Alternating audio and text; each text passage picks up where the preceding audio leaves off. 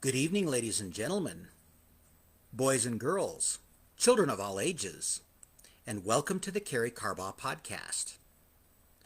Buenas noches, damas y caballeros, chicos y chicas, niños de todas edades, y bienvenidos a el Karey Carbaugh podcast. Welcome. My name is Karey Carbaugh, and this is the Karey Carbaugh podcast, episode number 80. Can you believe we've done 79 of these? And we're about to do number 80. Thank you so much for joining me, whether you're joining me live or on the replay. If you would, let me know if you're joining me live by dropping the word live in the comments below. And if you're catching the replay, drop the word replay or simply an R or an L for live. Also, let me know where you're dialing in from. These podcasts are reaching some interesting places, and it's always fun for me to see where you're tuning in from. If you're new to these podcasts, again, welcome. And you know the drill if you've been watching for a while. Smash that like button, like if you do, and leave me one of those comments down below. Not only does it help me, but it also helps the algorithms to show these to more people. So if you're liking these and want more people to see them, smash that like button and drop a comment below. So welcome once again. As you can see from the title, I'm going to dive into directions. So when you are struggling to find directions, where do you turn? Let me know that in the comments. Where do you turn to find direction? Whether it's physical direction, finding directions to a new restaurant, or to a new location that you've never been to before, where do you turn? If you're struggling with direction in life, where do you turn? Some people turn to drugs. We've had a few podcasts in the past on addictions. If you missed some of those, you can scroll back and find those a couple months ago. Some people turn to drugs when they lack direction. Some people turn to alcohol when they lack direction. For physical directions, many of us nowadays use a GPS on our phones or on a navigation system in our car. Well, as I've mentioned before, I am a Christian. I don't force that on anyone, but I also don't hide that.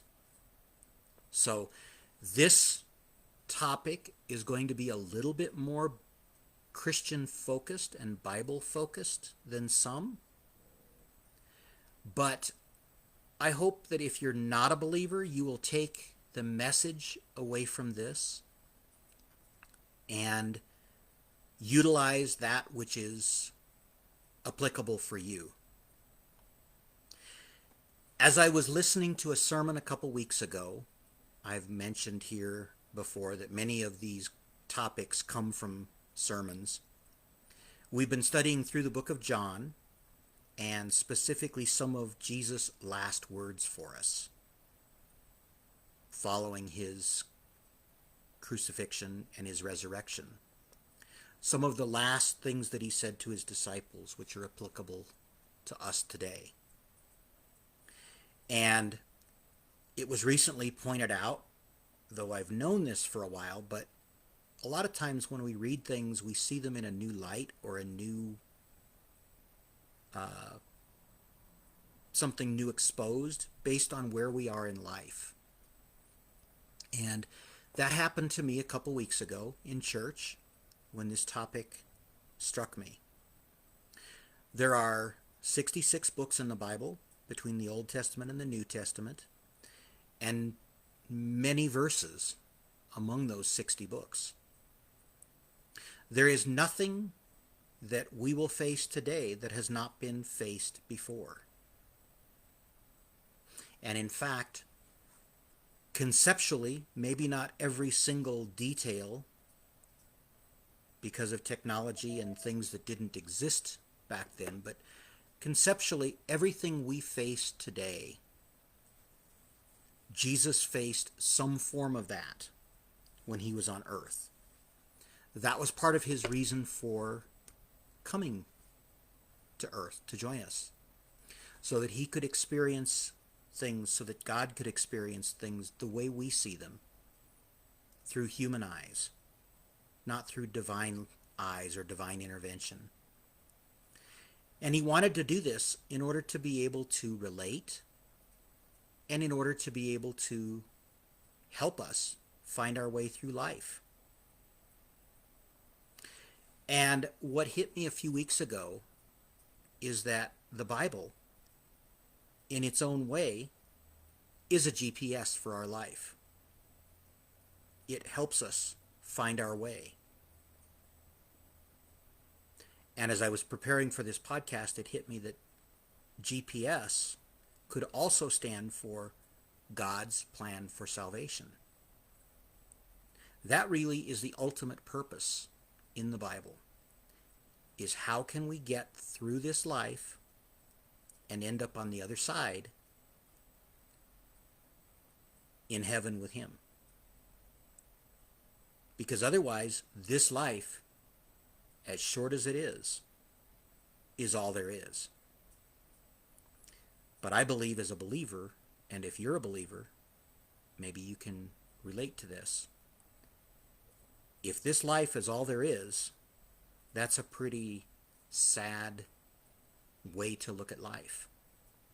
But if this life is a preparation for eternity, we can definitely look at this life in a different light and use the Bible as a GPS to help us navigate through this journey. The Bible will always point us to that end goal, the goal of being with God for eternity. If you can relate to any of this, drop the word relate in the comments. Or if any of this is resonating with you, if you are finding any value in this, let me know that.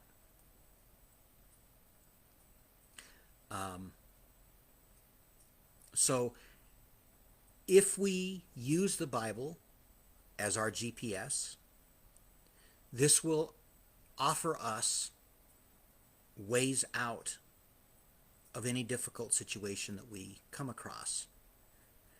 It's not going to always just slap us in the face and show us exactly where we need to go.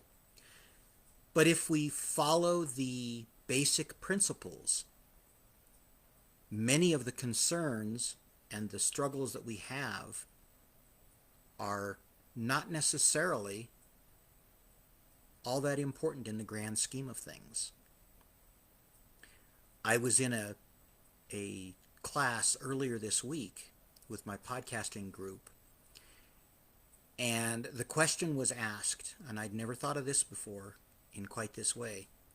If you think about what you're struggling with and the difficulties you're facing, things you're stressed about, if Jesus were to come back today and show up on your doorstep, how concerned would you be about those things? Maybe you're concerned about your job, your family, your relationships. If Jesus were to show up today, how concerned would you be about those? And our podcasting coach actually had us rate those on a scale. I can't remember now if he did 1 to 5 or 1 to 10, but let's say 1 to 10. On a scale of 1 to 10, where would you rate those concerns? And if they're not something that would matter if Jesus came back today, then it might be worth taking a look at how important are they to be concerned about? How much weight do they deserve in our life today? Only you can answer that question. And some of the concerns that you have may well be concerns that will make a difference in eternity. As I started to look at some of mine, many of the concerns that I have won't really matter once this life is over. Now, lest you think that I've got it all figured out, I don't. I still struggle with earthly things. Jesus struggled with earthly things. He was tempted. He never gave in to that temptation, but he was tempted on several occasions. But he knew where he was going and the direction he was headed. And he framed everything he did in life toward that end goal. So that's the message that I have for you tonight, is if you look at your struggles today, how can you use the Bible as your GPS? If you're not a believer, is there another source or another book that you turn to as your GPS? And if not, let me suggest one that was written over 2,000 years ago. And it never ceases to amaze me when I open up the Bible and read a scripture, how relevant it is for what we're going through today, even though it was written over 2,000 years ago. So with that, I hope you've gotten value. If you have, drop the word value or a V in the comments and let me know that. And as we close out here today, we're getting ready to celebrate 250 years of this country's freedom. That is certainly something to celebrate. I may jump on and do an impromptu podcast over the weekend, either on the 4th or 5th, depending on how schedules work out. I've got several activities planned on the 4th. I hope you do too. And in case I don't jump on here during that time, I want to wish all of you a very happy Independence Day. If you're not watching from the USA, then I still wish you a very happy week and weekend. And I hope you're able to celebrate your freedoms when those are recognized in your country. I know other countries, Canada, I believe, was on the 1st of July. Mexico is the 16th of September.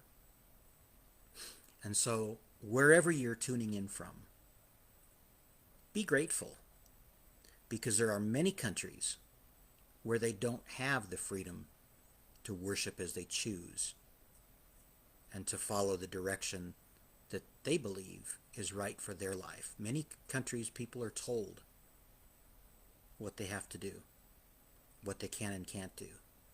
For those of us who are in free countries, this is cause for celebration. And this fits right in with tonight's topic, because if we don't have that freedom, we may have to struggle harder to use that GPS, God's plan for salvation. So with that, I won't belabor the point. I hope you've gotten value from this. If you'd like to be added to my email list so that I can reach out with reminders of these podcasts coming up, or some events that I have planned in the future to go into some of this more in depth, if you would drop that word email in the comments or direct message me with your email address, and I would be glad to add you to that email list.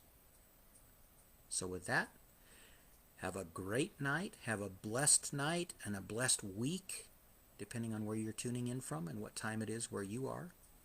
Looks like we have maybe one or two comments. Let me just look and see if there's anything to respond directly to here before I close out here. Mr. Darren Walker, God bless you as well, my brother. And Mr. Darren Walker is the one who inspired a couple of the comments that were made in this. So thank you so much for joining me live. I appreciate that. I know your time is valuable, as many of ours is. So thank you for catching this live, and thanks for dropping the comment. God bless you as well, my brother. As we close out here, make it a great day. Make it a blessed day for those around you.